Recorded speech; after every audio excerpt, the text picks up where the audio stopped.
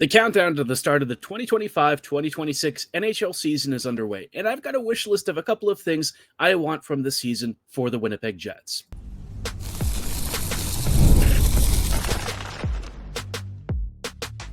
You're Locked On Jets, your daily podcast on the Winnipeg Jets, part of the Locked On Podcast Network, your team every day.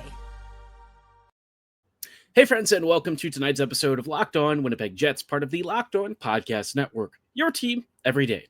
I'm your host, Harrison Lee, an avid Winnipeg Jets fan and an online blogger.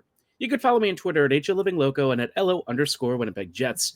Thanks for making Locked On Jets your first listen of the day every day. If you like what you're hearing, be sure to like, follow, and subscribe on all of your favorite podcasting platforms and YouTube. Doing so, of course, is always free of charge and ensures you never miss another episode. Most of all, though, we just love and appreciate your support. Tonight's episode got a couple of fun things to talk about.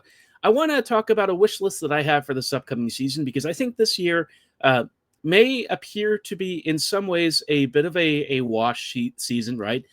Not one where I'm setting very high expectations, but I still think this year can be a win for the Jets as an organization if they play their cards right. So I have a wish list, and we also are starting to get hyped for the Olympics here coming up in just a couple of months. Scheifele and Morrissey have been invited to orientation, and so, it's time to start getting hyped about international hockey again after an incredibly charged Four Nations tournament. We are really just a few months away, when you think about it, from what could be a truly legendary return for the NHL to the Olympics. And then lastly, I want to talk about the next great Winnipeg Jet, who in our prospect pool could become that one young player that everyone starts to view as iconic years down the road. But first, let's chat about our wish list, right? So this upcoming season, I don't want to say that I'm thinking it's going to be a bad year because I don't necessarily view it that way. I think the Jets will take a step back, which kind of just is inevitable. I mean, you went, basically as far as you could with this group and won a President's Trophy. So anything after that is likely to not be nearly as good. And, that doesn't mean that it's going to be a bad year, but maybe the Jets fall into more of like a third seed or even like a really high wild card seed. And if they slip to a wild card, I don't think that necessarily means what it might mean in, say, the Eastern Conference, because don't forget, like every team in the West basically had 100 points heading into the playoffs. So no matter what, whether you were a wild card or you were one of the top three seeds in your division, you were a really darn good team or a squad that maybe had a miraculous turnaround in the season, right? Look at the Blues. Look at how good they were in the playoffs and how hard they pushed the Jets all the way to the very last seconds of the game as late as you possibly could. So, this is going to be an interesting year for the Jets. But if I have a wish list for them, I think my first thing is to get ice time for at least 3 to 4 rookies throughout the season. Doesn't have to be simultaneously, not expecting it to be simultaneously. The Jets never do that, and if they did, it would be a huge game changer for really the thought process behind what's going to happen with the team going forward. But I think throughout the season, due to injuries and call-ups, I'd love to see at least 3 to 4 rookies get some NHL ice time, right? Maybe it's just a couple of games as a reward for an amazing year with the Moose. Maybe it's because somebody needs to fill in and you need a talent injection because maybe some of the veterans need a little bit of a break, or maybe you have some sort of an injury crisis, and this provides opportunities maybe for some of the youth that are a little bit closer than the others to making the jump, getting a call up and getting their taste of the first games of NHL action for their careers. So I think that would really be a good thing. And I think for the Jets, over the next several years, ELCs might play a really vital role in what happens with this team. And yeah, it could come with some serious risk. You may have to swallow some years where perhaps the Jets competitively may be a little bit up and down with their regular season performances. But in my mind, it's all to set you up for that next playoff run. And, on the related note, if I'm having a wish list item, I would like the Jets to win more than 6 playoff games. I think that was a really good improvement from previous playoff runs. Obviously, the last several years, we really haven't seen the Jets win more than one game. That was pretty rough. But now the Jets have not only won more than one game, they won a series, and they won it in the most exciting fashion possible. The Dallas series was really unfortunate, and I think the way that particularly ended was especially heartbreaking for the guys. I legitimately had a misty eye for Scheifele. I felt so horrible for him because, he was forced in a really unfortunate situation. Not his fault at all, but he had to take the penalty. And I know that he felt completely responsible for it when, no, it just happens, right? It kind of reminds me of when Sandberg had the giveaway. I think it was against Vegas that ended up being the series losing goal. But it's not, an individual moment that causes a team to lose, right? You just have to, pick yourself back up, dust yourself off.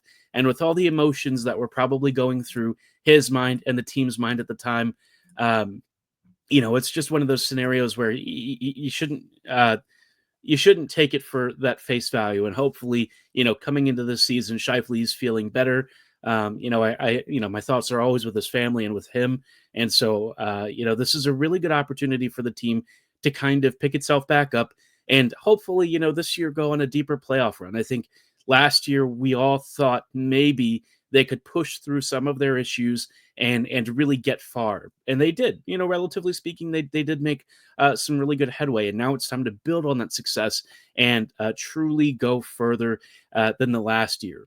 Now, I guess if I have one final major wish list item, it's that the organization really goes out and acquires a big young piece.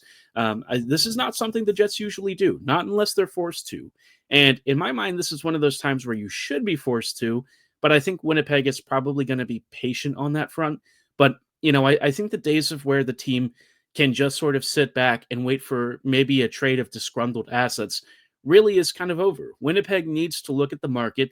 They need to start to try and take some risks because, as the league moves towards this higher revenue structure and the cap continues to go up, the Jets are going to have some issues with free agent recruiting.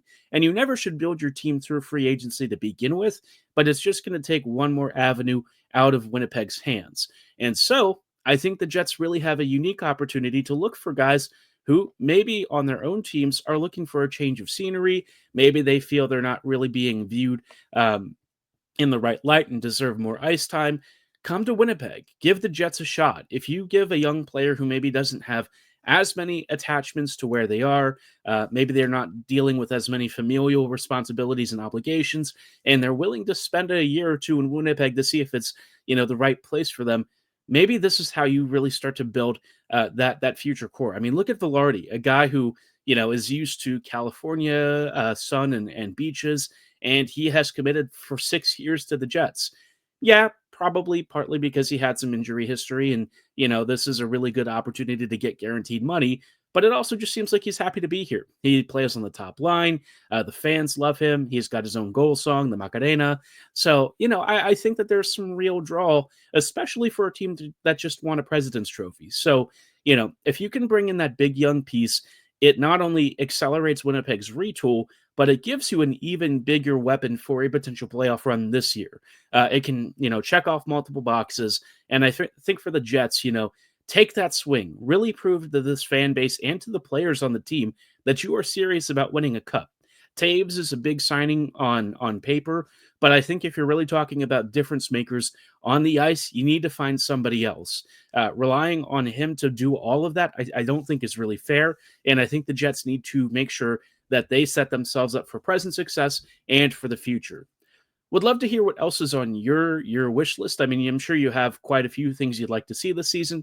Drop them below or in the comments section or at my mentions on Twitter, and I will probably react to some of those and maybe even make a segment for a future episode about what you want on your Winnipeg Jets wish list for next season.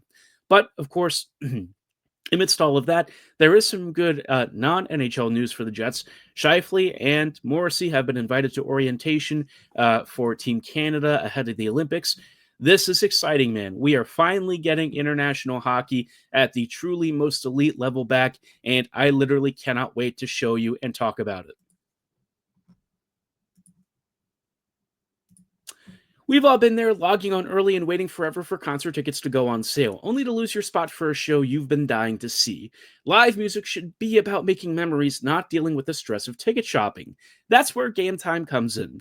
Gametime makes getting concert tickets faster and easier than ever. Prices actually drop the closer you get to showtime, and you can save up to 60% off with their killer last-minute deals. I've used Gametime buying playoff Ravens tickets. Super easy, very convenient, and I had all the prices up front, so there were no hidden fees. And when I went through the app, I actually got a panoramic seat view, so I knew what I was paying for. No surprises, no last minute, oh crap, said I didn't get what I wanted.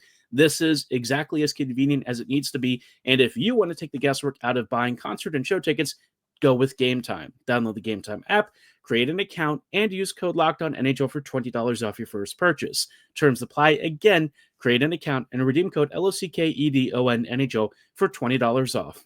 Download the Gametime app today. Last minute tickets, lowest price, guaranteed.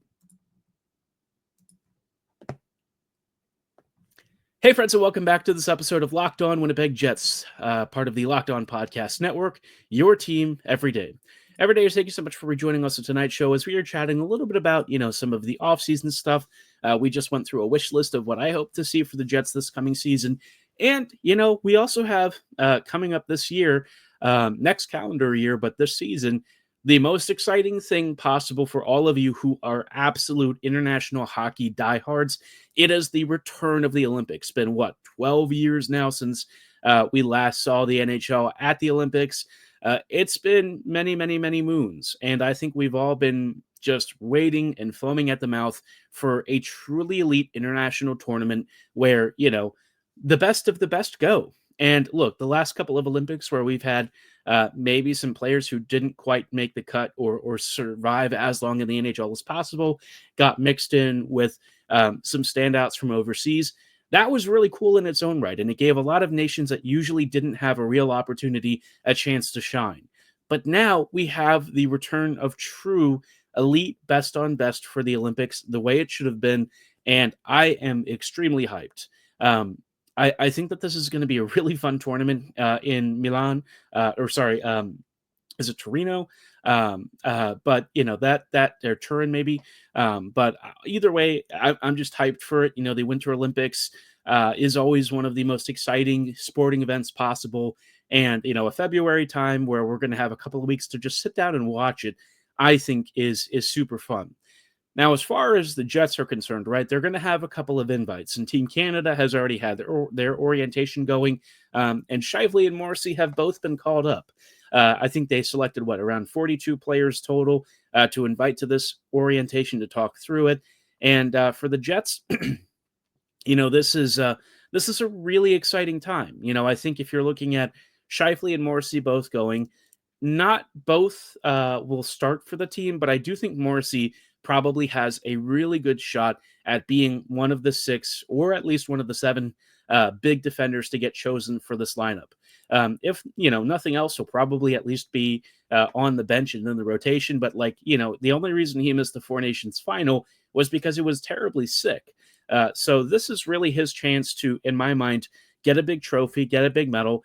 I, would have to think Canada are easily one of the favorites for gold. And, Morrissey getting an Olympic medal, how freaking cool would that be? You had one of the best regular seasons the previous year. He missed the Four Nations final, still got the medal and award for it. But, this is the real hardware, right? The Four Nations was great, but I think what really made that special was kind of the socio-political context at the time. But this is the real deal. And if Morrissey can bite that medal and get that taste of gold in his mouth, I think it would be such a truly special experience. I think Shifley has a little bit of a more competitive track to get onto this team. Unfortunately, the Team Canadian forwards are just so insanely deep that you'd probably be looking more at an injury situation before he would really get the nod.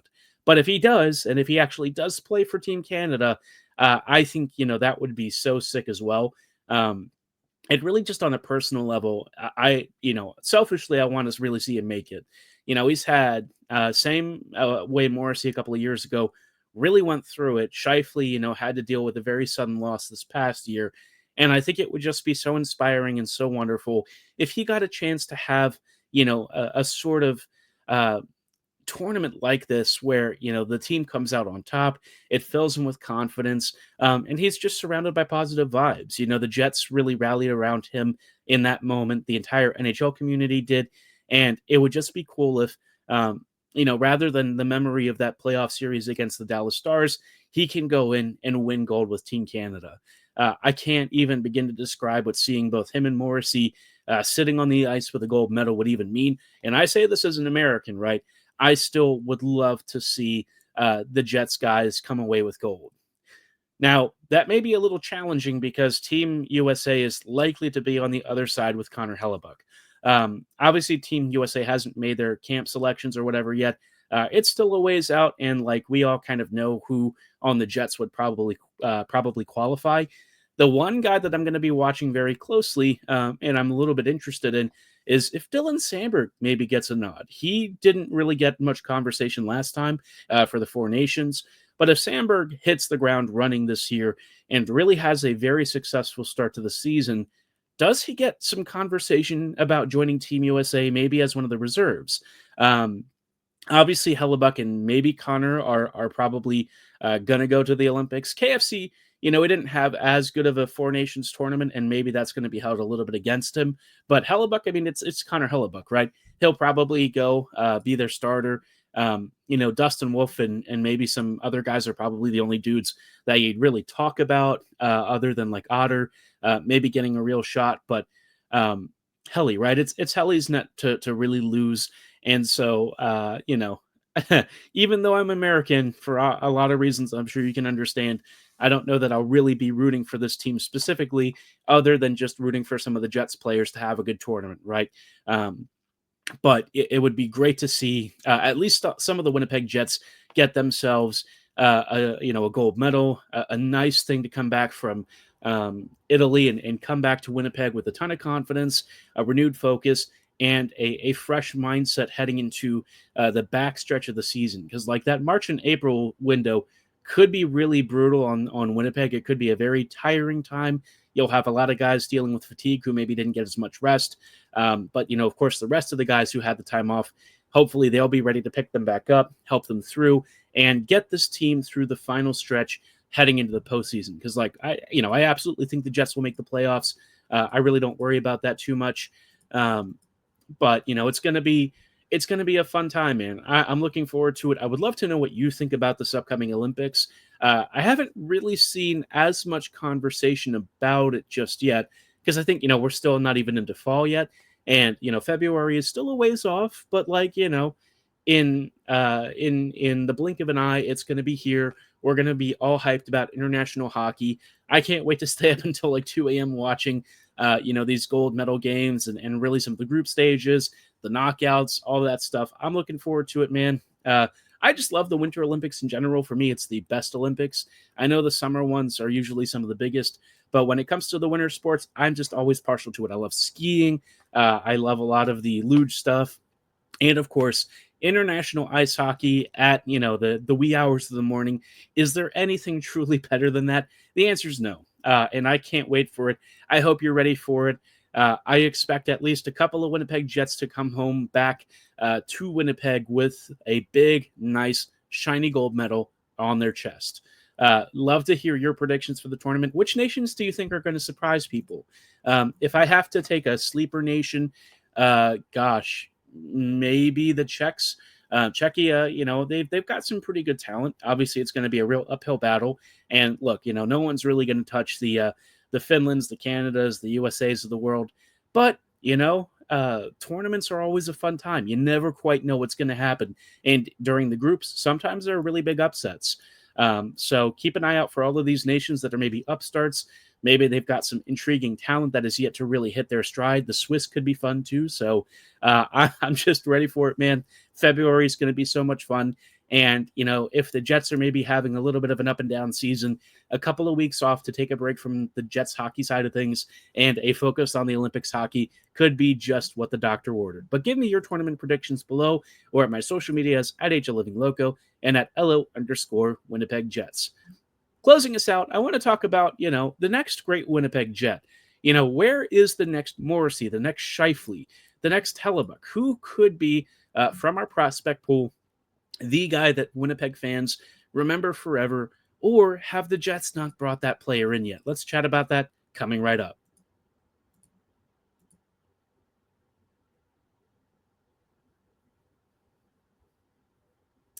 Hey, friends, and welcome back to this episode of Locked On Winnipeg Jets, part of the Locked On Podcast Network, your team every day.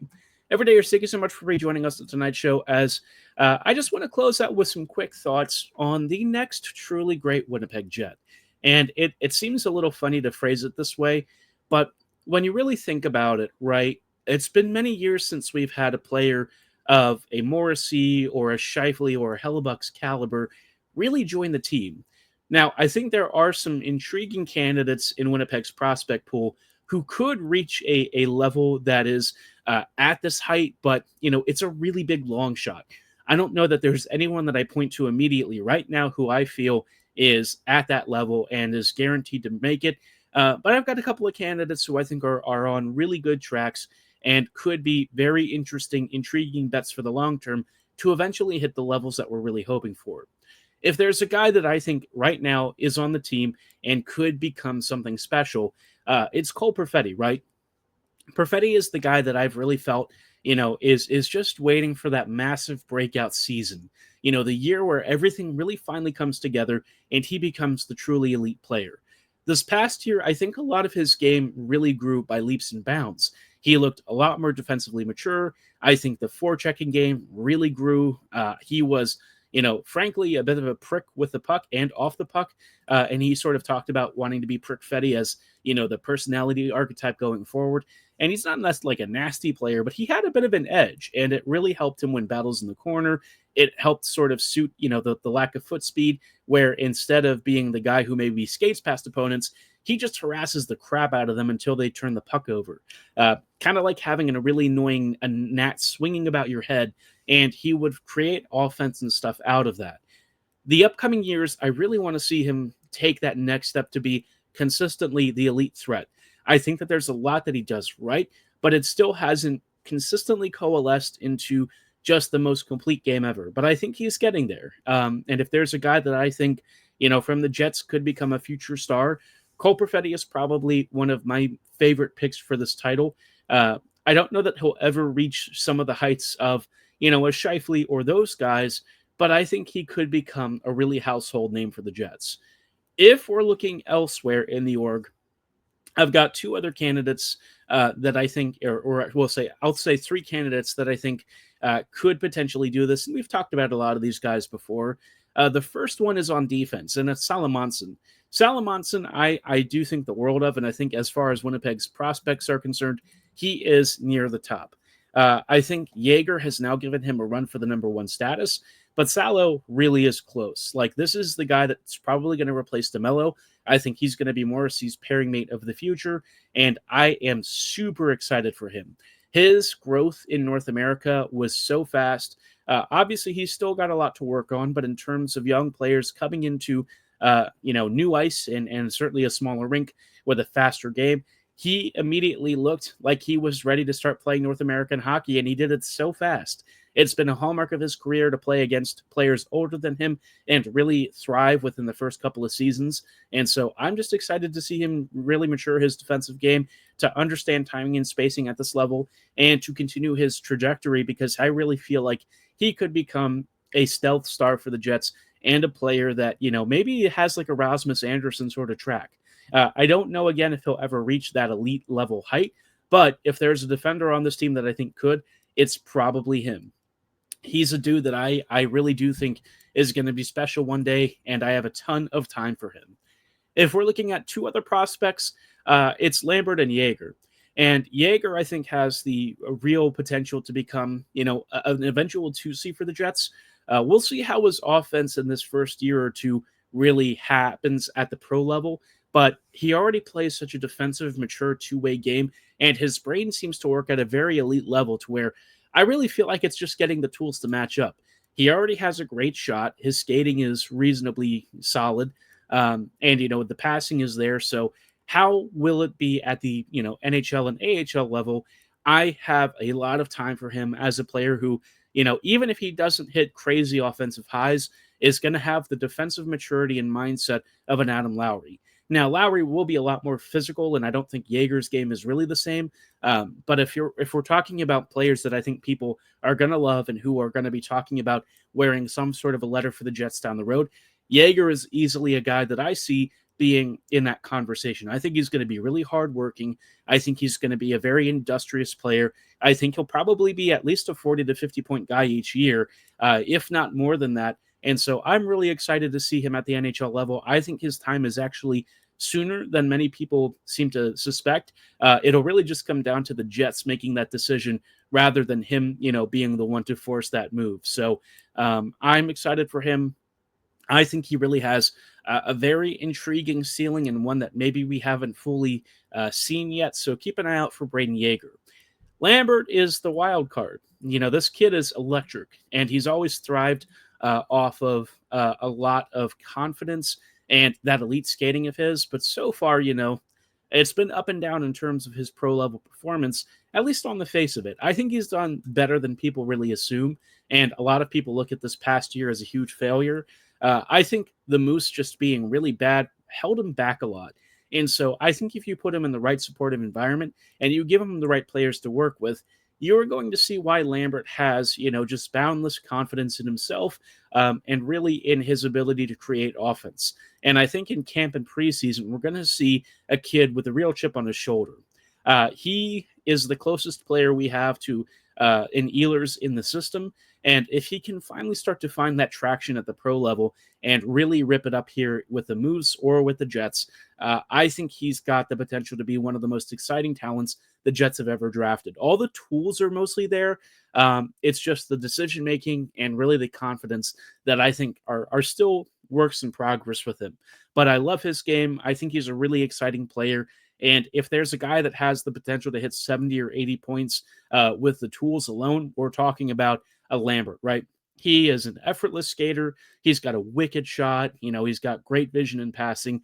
It's just getting all of it to work together at the NHL level consistently that I think is going to be his next really big hurdle. But curious to know which players you think might be the next great Winnipeg Jet. Drop your thoughts and comments below or at my social medias at HLLivingLoco and at LO_Winnipeg Jets. I think there's a fair argument that that player maybe hasn't been drafted yet or traded for yet, but I'm always going to be a homer. You're always going to hear me back some of our own prospects. So hopefully one of these kids really rises to the occasion and becomes that future cornerstone. But for tonight's episode, that's going to be all the time that we have. I thank you so much for listening and making Locked On Jets your first listen of the day every day. We'll see you back here next week. So have a great weekend. Have a great night. And as always, go Jets, go.